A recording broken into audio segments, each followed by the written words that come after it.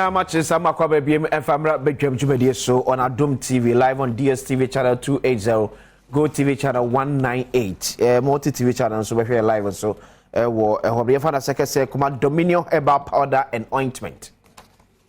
Dominion herbal powder and ointment. There was a special ointment no. Sabra yebe wura kusu musuminimuno. Se ote forezo ana ofie wo ensu achi a ne emeka obeti asemo special one wo asante mampon wa kese en important wonom no yo mote ben ensu no omuso wo akyeremade ete ben ensu no beti ase e basa mo se wide mu tutu se tutu e basa pa cho hia Dominion herbal ointment. Babia de yo ye te kakra fasra so eno ano no e be pains ni nyina de afri wonum e de Dominion herbal powder ba ka se ye se tea no anopa bia so no asa 1 teaspoon de gu enso hye kakra mu na waster sa de nom e beboa e ma de pedwara hode ade ahode kese pa e bi etimi abam Ghana ba bia ton do bia kwa se be ka bi ato we before ni e kire Repart Ventures nana boache herba Angel Herbal Shops ni nyina e wo enkran Ashama for Enko Ekus Pharmacy. Tema for Enko Little George Health Shop.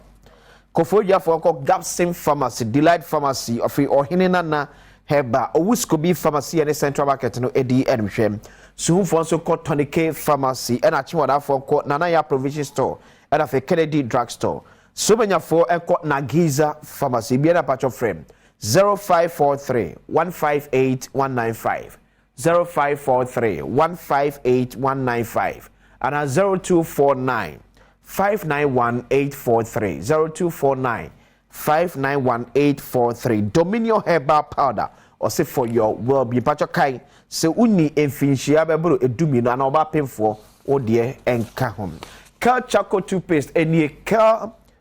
360 toothpaste and so in for your Cal case toothpaste and so eni ba kan nyina awietie Cal 360 toothpaste no e ma wose no eye din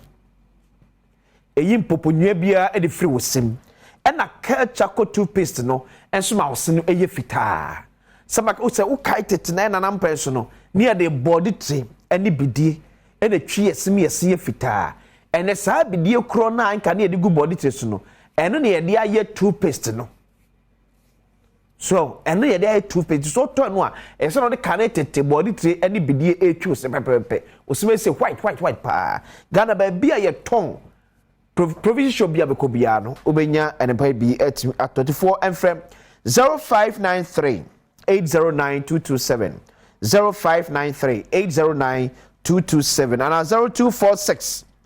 865 798 0246 865 798 Lucky Heba or say why ye lucky. Oh, how did you not to etcha, sir, a year stroke, a jaya diem, diabetes, as it's a hypertension, mojamroso, bear man, I saw banner, one day, Adam, Mr. Wonder, for nature lucky Heba for Atnaye.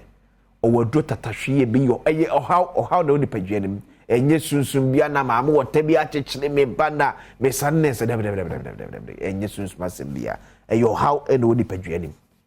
So, it's no be here say ubenya edupa betimi ama nipadua na anya hode agina so yi eye nkwamwa ene nyinsen oba it is a bema nkwamwa no ekofam a enye maame wota papa wota bi na akekere oba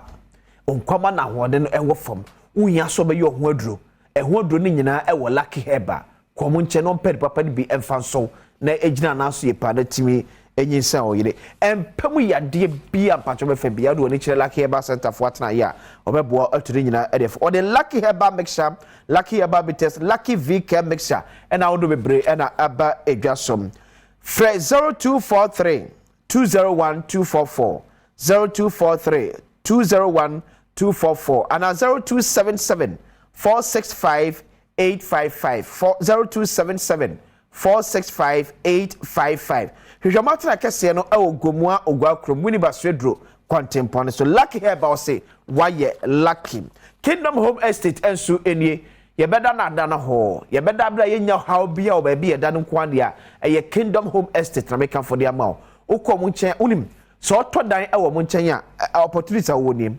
oben Boti Force oben Abri Botanical Gardens oben Safari Valley Resort and asa ben Tetekwashi Hospital eti wo mo tofie efi Kingdom Home Estate no enema we nyina ekwa edema security nso ye tight me say estate mu nyina ba bia be fa bia CCTV camera ekwan da so enso flow kan ye gina so umpe na pede frɛ 0536 149961 0536 149961 and 0302 939987 0302 0303 0303 939987 ko kingdom for atene no pefi papa ema wo and kingdom still or no challenge me ye we abai se ba ekwo ho no a yebedi uguso hwe bedwam ba se ena so je bre na otimi ehwe bedwam on Adom TV nyame ad watchna eye afofida ochina no panso yebesa edi ahia but ochina ne empenfu betena se atwe enkomo ne ahwe kuawo ensem onse abide the restrictions be eba to niema ye crowd free amno ne eba emududo na no ekuafo na be supply omo niema omo be ye adwuma ni ankrasa na mani bia mfa infra brochire ama ebiti se emo ebiti se poultry ene ne mawdo a ekeka ho sese kra je ne tomatoes nyina batoko akoma na yesa amanfo adua tomatoes etwam eguwonam tiame ad watch na ye bidie no ho enkomo na asa akwakoye ekuafo edakese no ye de ahwe se so aban e plan panka so de egu akwamu make sure say ye teniema ye credit free amno ne ede eba ye mamu no de enhye so na egu akwam say betimi make sure say ye mema shortage bia emma mesi because a shortage eba se sie ya ene adwadefo o say ye mo mere adoma shema nyame no te ye ne ekono ye dem eti ade enka ne bia chicken ba ko a ye beton 1 kilo be say 32 Ghana cedis na 30 cedis no obekona ka enam 75 Ghana cedis so ye behwe ne ye disa akoma ye say akuafo ankasa nso ahoboabo anso etesei ochina afofi da kese de magana akuafo nyina nti ye na no pai ye mo akuafo da epa ahead of nyankopon ya adom a ochina na se ye say ye oman a ye wie akuafo eman dia ene ye mane nedi because ne ne de bibie no eche say oman a akuafo ena ahyemu ema ne oni mo say etimi ye ema akuafo abrabom etimi ewie payo no ye nyina ye support ne fa enye emwa wo mo sene bia akuafo nso adwuma mo duro man mu so ne betimi agina so ye ede ema ade ba ko anipa se wo enye betimi ahaw eye aduane 18 after 40 days and 40 nights ade abon samde so nya Yesu Kristo hweye was bread aduane de masa aduane ni hu a asem kese pa they say after 40 days 40 nights ade abon samde so Yesu Kristo hweye first aduane ekomo ya because on the 16th of December 2023 ye nyina de ni ekire Accra International Conference Center na Adom TV 9 lessons and carols ene de ebrewo last year then super but this year de me see be showdown kwan ya mere be fa so be fa afro but asem super ejimugiri pa se mere asemi se ne pa na atifie na yere be ka cho so wanyem na honkonkon na anyem na ya metumi so o se na aka ne sey sa se we me so dwun wonti ase da na no ba ko so no se Nyankopon asoma no ko yin for so me ko she okodai bozuyem na kuna ba fia be ka sa asumi a kire se mi ra ko yin fam se me ko to bozuyem na bozu ni ko fe metro ekro fros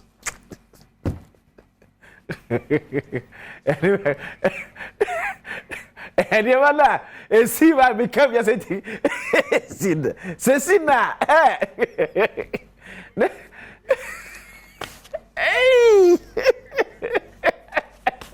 asemo nyame ne huye hu fa hobono na honto o wanto wa ne firi wa ampa basa sansebre si titibre mo no So enye iso ye pay so de ye calculation ye analysis ye pay so analysis kwa be na afa so akopie de nsu ne yam so kwa be na afa so akopie de nsu ne yam ye nti oda de nsu yam wa na fam yenu bibia anyaw the pio what you see ni nyina nyankopon hyehyeye no ba sori prekope bisa ya osemenyem wana nyonyem a me so me no na ada ose bofo bi na ne mbeka saye ade ehye ma fa afuro ni age to busa ade